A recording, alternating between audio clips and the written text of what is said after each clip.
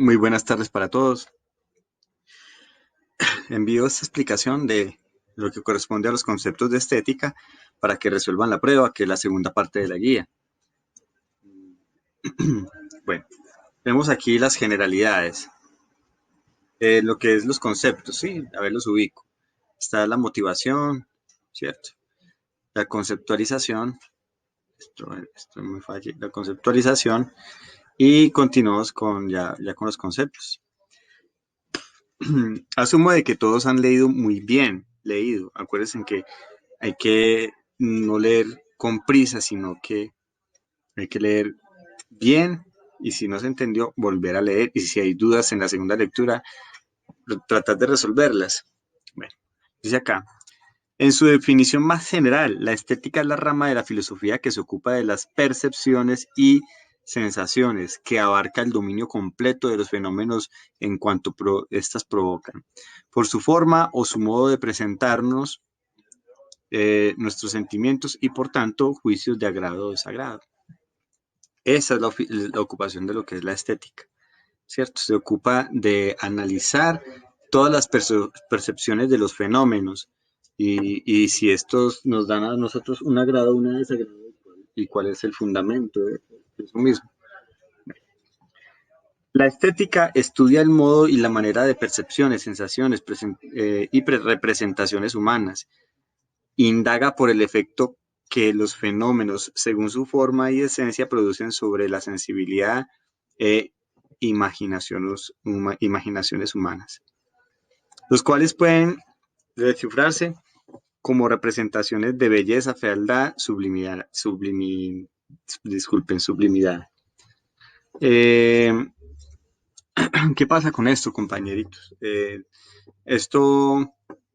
Esta rama de la estética lo que pretende es mirar sobre qué conceptos se está desarrollando, se están emitiendo esas mismas representaciones.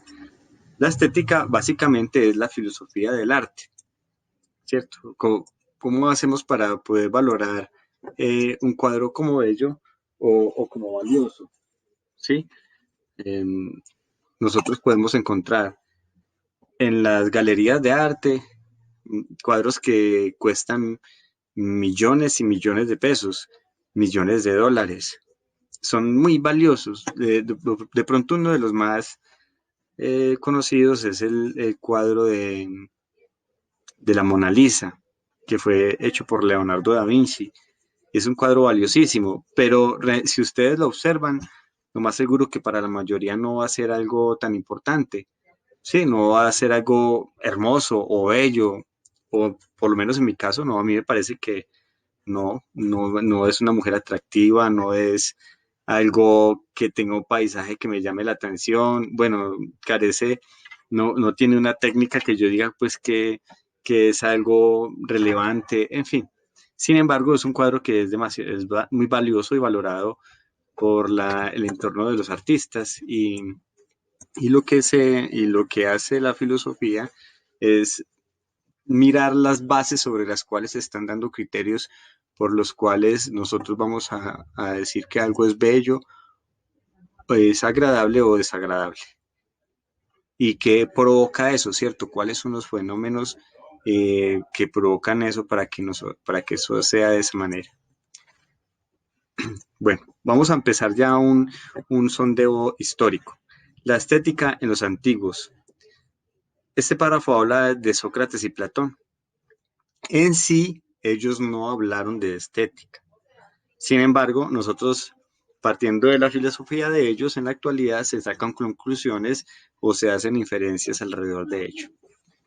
Entonces dice, Sócrates y Platón fundaron la estética con sus investigaciones científicas acerca del concepto de belleza. Y todos los filósofos posteriores a partir de Aristóteles tomaron parte en las consecuencias, en las cuestiones estéticas, incluyendo a los cristianos, o sea, en la filosofía medieval. Allí, donde se mantuvo el estudio de la filosofía platónica y aristotélica, se trabajó con ellas la doctrina de lo bello, y muy especialmente la de la poesía. Paremos hasta ahí. Nos deja en claro que con Platón y Aristóteles hay algunos aportes sobre lo que es la belleza. Sin embargo, desde Aristóteles está planteado ya un estudio conceptual sobre lo que es la estética como tal. Hay que aclarar cómo podemos entender nosotros en Platón la belleza. Si para nosotros Platón es el mundo de las ideas y el mundo de la sensibilidad, pues obviamente el mundo de la sensibilidad es oscuridad y error, por lo tanto el mundo de las ideas va a ser la iluminación. Entonces, en ese sentido, vamos a entender que la belleza correspondería al mundo de las ideas en Platón. Y en Sócrates, la belleza consistiría en hallar la verdad a través de la reflexión, o sea, que cada uno de nosotros va a tener un criterio de belleza unificado al que vamos a llegar todos, ¿cierto? Porque la verdad es única y universal para Sócrates. Entonces, en ese sentido, como es única y universal, todos los seres humanos vamos a tener la capacidad y tenemos la verdad dentro de nuestras propias mentes. O sea, vamos a tener el concepto también de belleza, lo que realmente es bello. Así vamos a entender lo que es Sócrates y Platón con respecto a lo que es el punto de vista estético, ya habiendo aclarado que ellos nunca especificaron algo sobre lo que sea la estética, pues en concreto. Vamos a leer un poco esto. El origen del arte se encuentra, para Platón, en el natural instinto expresivo del hombre y como tal, su esencia es el reflejo o copia de la realidad superior. Vea pues lo que está acá, ¿cierto? ¿Qué decíamos nosotros? Que para Platón, ese concepto, ese instinto expresivo del hombre viene desde la realidad superior. ¿Cuál es la realidad superior? El mundo de las ideas al que se debe llegar a través de la reflexión filosófica, según lo que dice el mismísimo Platón. Bueno, observemos, ahora hagamos una lectura aquí de lo que es Aristóteles. A su vez, Aristóteles, ¿qué pasa con Aristóteles? Parte de la diferenciación entre lo agradable y lo que puede ser considerado realmente bello, basándose en la distinción entre el apetito o puro deseo que hace que nos inclinemos a tomar algo como bello y el juicio estético de carácter selectivo que se alcanza cuando se contempla la belleza real y objetiva. Para este Stajirita, las formas principales de belleza son el orden, la simetría y la delimitación de los objetos. Bueno, ¿qué pasa entonces en Aristóteles? Aristóteles plantea que el hombre tiene por naturaleza eh, un anhelo de algo, ¿cierto? Un deseo por algo. Y eso es lo bello. Pero entonces todo eso que tiene el hombre está metido dentro de una simetría, dentro de la naturaleza, ¿cierto? Dentro del espacio, que él dice que es una simetría y una delimitación de los objetos. Este concepto de Aristóteles va a estar planteado, por ejemplo, en un artista como el que ya mencionamos, que es Leonardo da Vinci, dado que Leonardo da Vinci y algunos pintores y obviamente todos los pintores después de él van a tener en cuenta lo que es la simetría, ¿sí? De hecho, a las personas se les va en su rostro para considerarlas bellas, pues, cierto, en algunos estudios científicos que no, pues realmente no sé qué tan relevantes son, pero los hay, quieren demostrar que si usted tiene una simetría en el rostro, ¿cierto? Una distribución proporcional de los ojos, de las mejillas, de la frente, y que un lado de su rostro es igual al otro lado, o de todo el cuerpo es igual al otro lado del cuerpo, entonces tiene una simetría y por lo tanto es una persona bella, ¿sí? Y no solo eso, sino que los artistas, cuando enseñan, por ejemplo, pintura, lo que van a hacer es acudir a esa simetría para poder desarrollar los dibujos, ¿sí? Si usted tiene una orejita más pequeñita que la otra, un ojito más apagadito que el otro, normalmente pues o tradicionalmente eso no lo pintaban, sino que ellos trataban de tener una simetría. Y entonces por aquí está lo de Aristóteles. Espero que ustedes terminen la lectura. Yo hago breves explicaciones y cuando obtenga de ustedes dudas sobre algún punto de lo que esté ahí, con mucho gusto yo se los voy a aclarar. Ya saben que me pueden llamar, ya saben que pueden comunicarse conmigo, un mensaje, y yo les devuelvo la llamada. Si de pronto no tienen minutos, me mandan un mensaje y yo con gusto lo llamo también. Bueno, la estética moderna. Ya pasamos de la antigüedad a la modernidad, pero ustedes dirán, ah, profe, pero usted ya nos había hablado de filosofía medieval. Sí, exactamente. En filosofía medieval ya habíamos hablado también de que es una reproducción de la filosofía antigua, adaptada a lo que es el cristianismo como tal, a lo divino.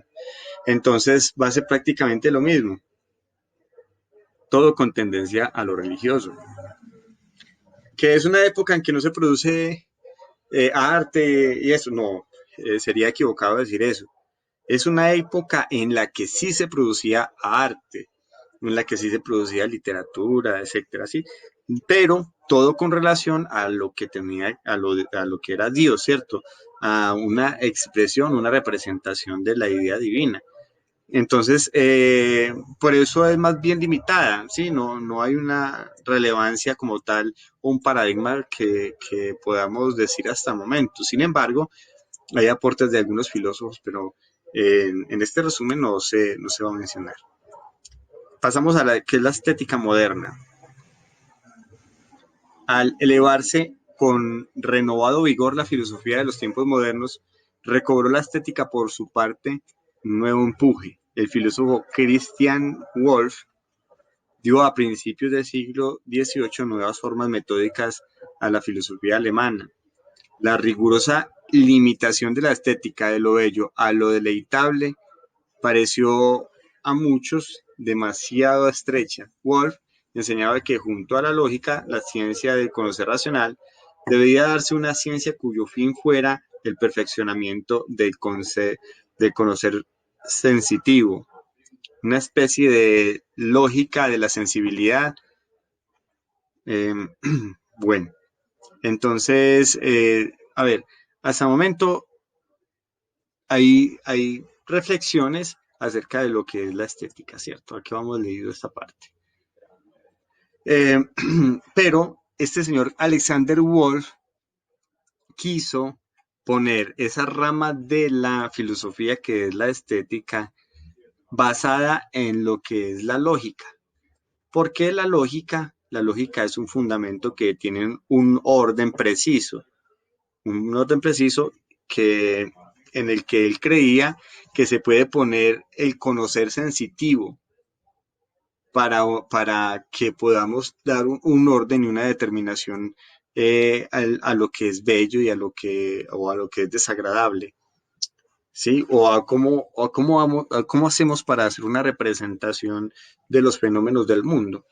Bueno, eh, continuamos un poco la lectura. Su discípulo Alexander Baumgarten dio al nombre de estética su carta de ciudadanía dentro del orden de la filosofía. Fue él quien propició la constitución de la estética como rama de la filosofía independiente. Bueno, con este señor Baumgarten ya se formaliza la estética dentro del orden filosófico. Vea que apenas se está haciendo ahí, no es que de pronto en la modernidad, ¿cierto? No es que de pronto en la antigüedad ya se había hablado de eso, no. Solamente habían aproximaciones o se pueden sacar conclusiones de lo que decían los filósofos, pero nunca podemos decir que ellos, que ellos tuvieran ya desde la filosofía, una determinación para lo que era la estética. Bueno, entonces, a ver, aquí van a haber otros filósofos. Acá mencionan a Immanuel Kant, ¿sí? Kant es un filósofo que después de la modernidad, después de lo que es el racionalismo y el empirismo, ustedes deben saber que el racionalismo es el intento de solucionar cómo es que conoce nombre el ser humano y que sea y cómo se hace para llegar a un juicio verdadero, ¿cierto? Entonces los racionalistas pensaban que todo se daba en la mente, porque es un proceso mental, o sea, la realidad simplemente estaba en la mente y que prácticamente casi se podría prescindir de los sentidos. Y los empiristas decían que no, todo llegaba por medio de los sentidos y tenía que, y no se podía configurar nada en la mente ni hacer un conocimiento si no fuera de exactamente lo que llegara por medio de los sentidos. Entonces, Immanuel Kant soluciona eso diciendo que es una mezcla de ambos, ¿sí? Y él lo que hace es hacer esa mezcla y decir que tanto la experiencia como la mente se nutren. La mente tiene unas categorías por medio de a través de las cuales recibe todas las experiencias sensoriales y así puede configurar la realidad, lo que nosotros conocemos como cierto. ¿Qué implicaciones tiene eso? Eso tiene unas implicaciones en cuanto a la estética. Y vamos a hacer la siguiente, la lectura de lo que sigue ahí. Es de gran importancia, más cuando la teoría estética de este último constituye un momento capital e imprescindible en el desarrollo histórico de la disciplina. La estética de Kant se encuentra planteada en la crítica de juicio, que junto a la crítica de la razón pura y a la crítica de la razón práctica conforman el corpus del criticismo filosófico o idealismo trascendental del autor. Muy bien.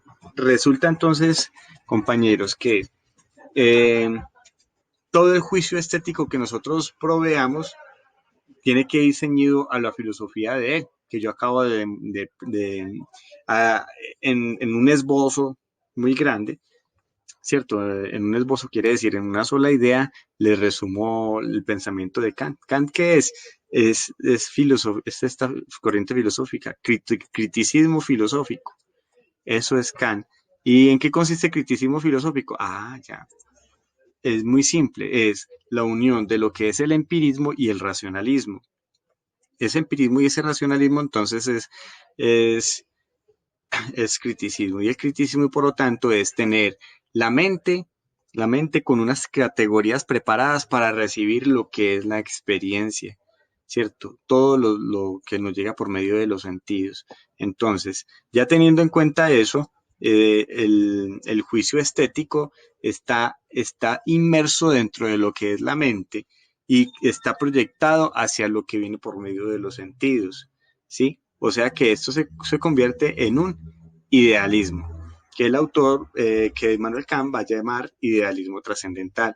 ¿Qué es el concepto de estética? El concepto de estética va a través de un idealismo, pero ¿qué? Idealismo que se llama trascendental. ¿En qué consiste lo trascendental? Pues que no solamente la idea que nosotros tengamos de estética se va a quedar únicamente con lo que viene de la experiencia, sino que la mente es la que básicamente va a proyectar a través de unas categorías lo que, lo que nosotros vamos a considerar como agradable o desagradable, bello, o como un concepto expresivo de lo que son los fenómenos del mundo. Muy bien. Seguidamente, ustedes siguen la lecturita, bien juiciosos, aquí van a hablar prácticamente de lo mismo. Eh, Kant es bastante extenso, entonces van a dedicarle una buena parte. Sin embargo, con la explicación que yo ya les he dado, ustedes van a continuar la lectura y si tienen alguna duda, con mucho gusto ustedes saben que ahí estamos y vamos, miramos el texto, qué parte tienen duda y yo vuelvo y les explico. Tenemos acá como siguiente a Schopenhauer. Schopenhauer es otro filósofo contemporáneo a Immanuel Kant y dice que propone una concepción jerárquica de las artes. Miremos qué es eso. De acuerdo a su mayor o menor capacidad de expresar y manifestar la realidad metafísica última. Miremos la palabra que tiene aquí este caballero expresando a Schopenhauer. ¿cierto? Schopenhauer dice que hay una jerarquía de las artes, ¿cierto? Que acuérdense en que el arte simplemente es una forma de expresión de los fenómenos del mundo. Por lo tanto, nosotros vamos a ver que Schopenhauer habla de una metafísica. ¿Qué significa metafísica? Algo que está más allá de lo físico. Algo que está más allá de lo físico, o sea, que es una idea existente por fuera de lo material. ¿Sí? Eso es lo que quiere decir. Sin embargo, Schopenhauer dice que hay que hacer un orden de prioridades con respecto a lo que son las artes como tal. Tal vez el pintor tenga una forma de expresión, el de la literatura también, ¿cierto? Y algunas no sean tan aproximadas o no tengan la capacidad de manifestar esa realidad metafísica que para Schopenhauer existe. Schopenhauer debe relacionarlo con el concepto de metafísica, ojo, y en este caso dice metafísica última, ¿cierto? O sea, lo último, el límite el límite hasta donde podemos llegar a conocer algo como verdadero, pero que está por fuera de la existencia de lo físico. Hasta ahí, sí. Hasta ahí vamos con una breve explicación de lo que es cada uno de estos filósofos para que ustedes se den una idea y partiendo de esa idea entonces pueden hacer la lectura con tranquilidad. Después de Schopenhauer, Schopenhauer y Nietzsche son contemporáneos. Van prácticamente casi después de Kant. Nietzsche y Schopenhauer solían ser compañeros y amigos, pero ellos se dividen por su pensamiento. Miremos qué nos cuentan de Nietzsche. Nietzsche, Nietzsche representa otro momento fundamental para la historia de la estética. Esta se encuentra básicamente en su obra El nacimiento de la tragedia y se elabora sobre la contraposición e interrelación entre los conceptos de lo apolíneo y lo dionisiaco. Tales conceptos surgen del estudio que hace el autor de la cultura griega, en especial del arte, remontándose a las épocas arcaica y clásica de Grecia. Bueno, ¿qué nos dice a nosotros? El autor, primero que todo, hay que decir que él es un autor de la filosofía vitalista. Dado que es vitalista, ¿qué quiere decir vitalista? Que él va a valorar la existencia de la vida, del ser humano, ¿cierto? La existencia del hombre en cuanto a lo que él mismo vive, ¿cierto? Hay que vivir las cosas con una intensidad suprema para poder llegar a una existencia genuina y original como tal. Eso se llama el vitalismo. Entonces, este señor que es vitalista, Nietzsche, ahí dice Nietzsche, pero como es un alemán, pues en español se dice Nietzsche simplemente. Él va a decir, va a tomar los mitos griegos el pensamiento griego y hay dos cosas. Hay algo que se llama lo apolíneo y lo dionisiaco. Ambos son diferentes, pero se refieren a dos puntos de vista distintos de cómo ve la realidad. Y Nietzsche dice que hay esas son las maneras en las que se expresan los fenómenos del mundo. Y dice acá, lo dionisiaco remite al dios Dionisio, deidad de la embriaguez, y que puede ser asociado a lo caótico y lo amorfo. Vea qué tan interesante. Entonces, él va a la mitología griega y dice que el arte, ¿cierto? O la belleza está dada por verlo de una forma dionisíaca, por la embriaguez. Dionisio será el dios de la embriaguez, de lo caótico y de lo amorfo, quiere decir las cosas que no tienen forma.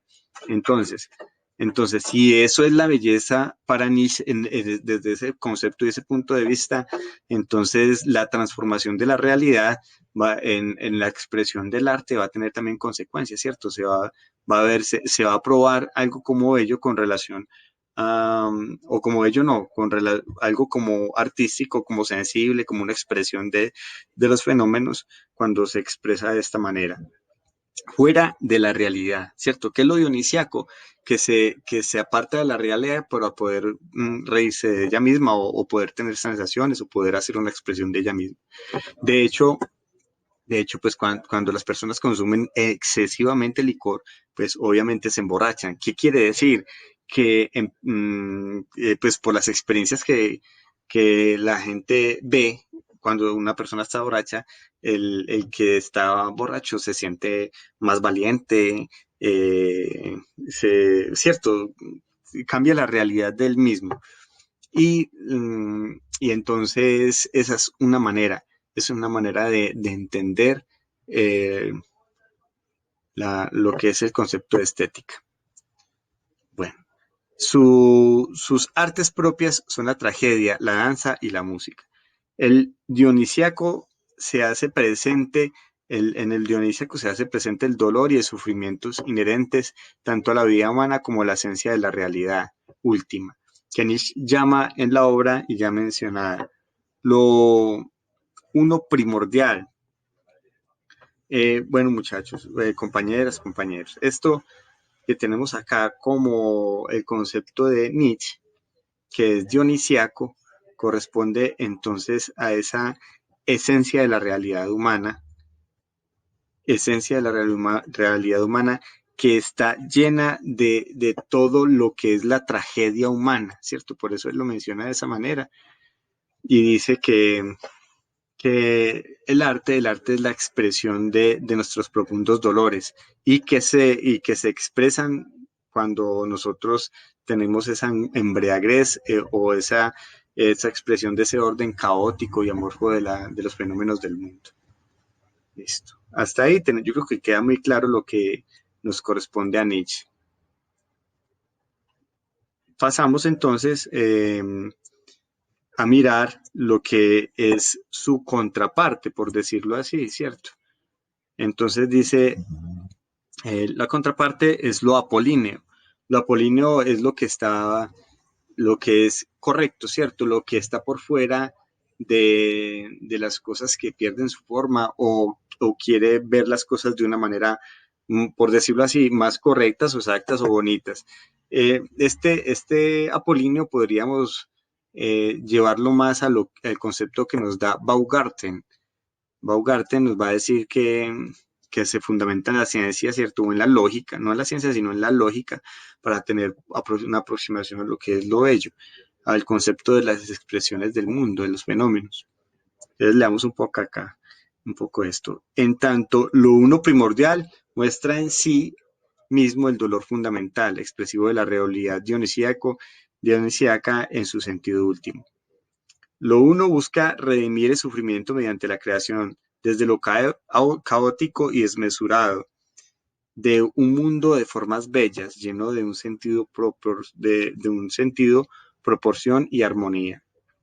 El apolíneo. Vea, qué es lo apolíneo? Es, es la forma, ¿cierto? Una forma es un mundo lleno de proporción y armonía, ya no va a ser amorfo y caótico, ¿cierto? Y ya no va a estar lleno de sufrimiento, y decir, sufrimiento inherente, que es lo dionisíaco, sino que es el orden, es la armonía, o sea que es, opuesto, es lo opuesto. Bueno, hasta ahí tenemos este aporte de Nietzsche en la modernidad y con eso se termina la modernidad. No quieren decir que no hay más filósofos, son muchos más, pero estos son como que los que más resaltan como en un paradigma para poder desarrollar un concepto. Y para finalizar, en la estética contemporánea, dice así, eh, el avance sin precedentes de los métodos y herramientas de producción, así como de los medios de comunicación, dan lugar a nuevos cuestionamientos en el terreno de la estética. Nuevos cuestionamientos, bueno, entonces vamos a mirar que lo contemporáneo ya va a tener otras preguntas para lo que corresponde a la problemática de la estética. Se reflexiona entonces sobre cuál debe ser la función social del arte. Una pregunta para nosotros. y que podemos responder. Si este ha de servir como forma de crítica a la sociedad, cultura de masas, ¿cuál es el estatus de la obra de arte frente a sus posibilidades de reproducción técnica? Estas interrogantes han sido comunes a los representantes de la teoría crítica en Alemania. Bueno, aquí ahí mencionan unos filósofos contemporáneos del siglo pasado que hicieron aportes muy críticos y muy interesantes y que por lo tanto nos llevaría a un estudio muy extenso que no nos corresponde a nosotros.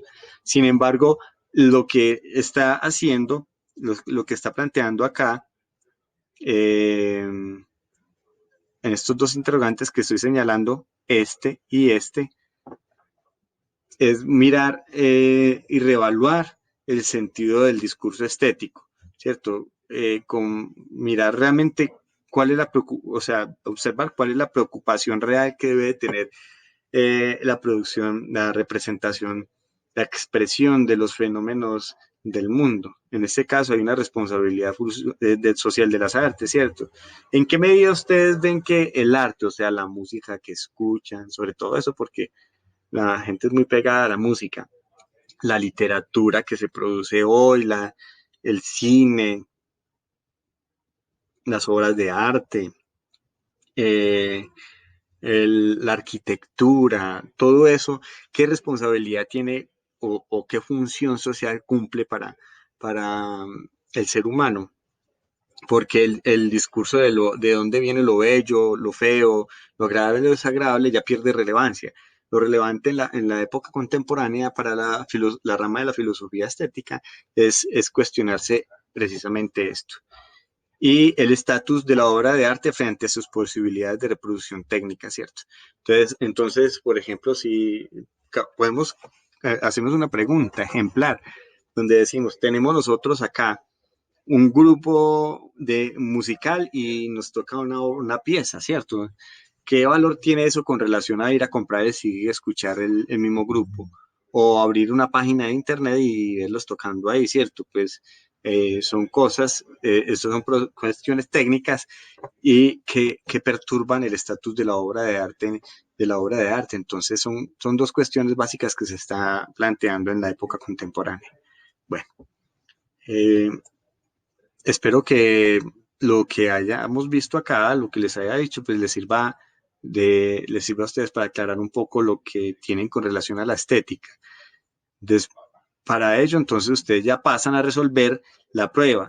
¿Qué van a hacer? Ponen uno y la que escogieron, la A, la B, la C, la D, así sucesivamente hasta la última. Yo hago esta prueba no para rajarlos, para que ustedes la pierdan. No, voy a observar que si la hagan, que sí estén atentos a eso y, y pues no se preocupen por la nota.